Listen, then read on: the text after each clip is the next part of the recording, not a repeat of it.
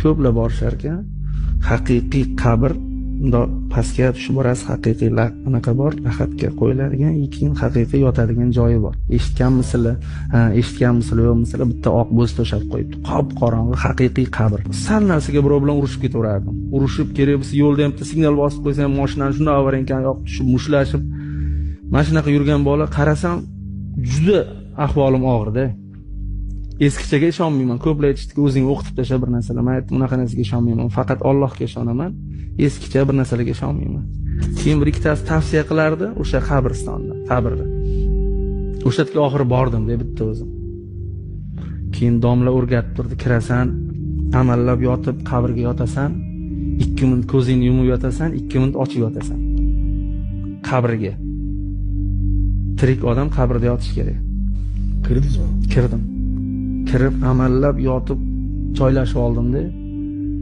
Keyin qo'limda telefonim ushlab olganman. O'sha taskil berib turibdi qo'limga. Chunki telefon yorug'ida kirib yotib joylashib oldim. Endi telefonni o'chiringda 2 minut ko'zingizni yumib yoting dedi. Keyin ko'zingizni 2 minut ochib yotasiz dedi. 2 minut, o'sha 2 minut ham yota olmadim. 1,5 minut yotdim. 1,5 minutda shu 35 yillik hayotim o'tdi-da oldimdan. 35 yil shunchalik tez o'tar ekan Allohning irodasi bilan. O'zimga boshqa bir narsalarni ham maktab qilib oldim.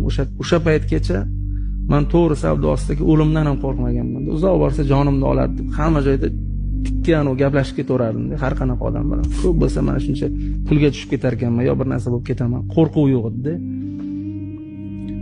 Shu 1,5 minut yotgandan keyin shundoq ko'zimni ochsam, qop qorong'i zimistonda. Hech kim yo'q. Qabrning ichi bu. Na boyagi akamsan, ukamsan, yaqinimsan deganlar bor, na boshqa bor, hech kim yo'q. Bitta o'zim yotibman. Butun badanim muzlab ketdi-da. Keyin ustimda bundan ushlab ko'rsam, qo'l. To'g'risi siyib qo'ydim deb o'yladim. Shunaqa o'yladim. Kiyim qo'lda, kiyim. Qo'rquvdan ha bu. Keyin 1,5-2 minut yotishim kerak. Ustimni ushlab ko'rsam, qo'l. Dabdala qildim bu joyda dedim-da. Keyin amallab chiqib qarasam, hamma joyim qo'l. Butun suyakdan ter chiqib ketar ekanda, qo'rquv kuchliligidan. Keyin amallab chiqayapman-da, Allohga shukr deyapman-da, qo'lim ishlab turibdi. Nimaga siqilaman? Mana 1 yil ichida bitqizaman degan mehmonxonam qurilishini ham 2 yilga surdim hozir. Bu yil emas, keyingi yil bo'ladi. O'lsam demak hech narsa olib ketmayman men. Shundoq ketar ekanman, bo'ldi. Hamma narsa qolib ketar ekan, o'sha konsertlar ham, kinolar ham hammasi qolar ekan. O'limdan qaysidir ma'noda qo'rqdim keyin Abdusaka. Sababi farzandlarim taqdiri, qizlarim, o'g'lim ertaga misol uchun realniy hayot bu tirikligingizda bo'laveradi. Jigarimsan, yaqinimsan deydi-yu, lekin siz ketsangiz, farzandingizga uzog'i 2 yil bo'lsa kerak odamlarning mehri, yaqinlaringiz.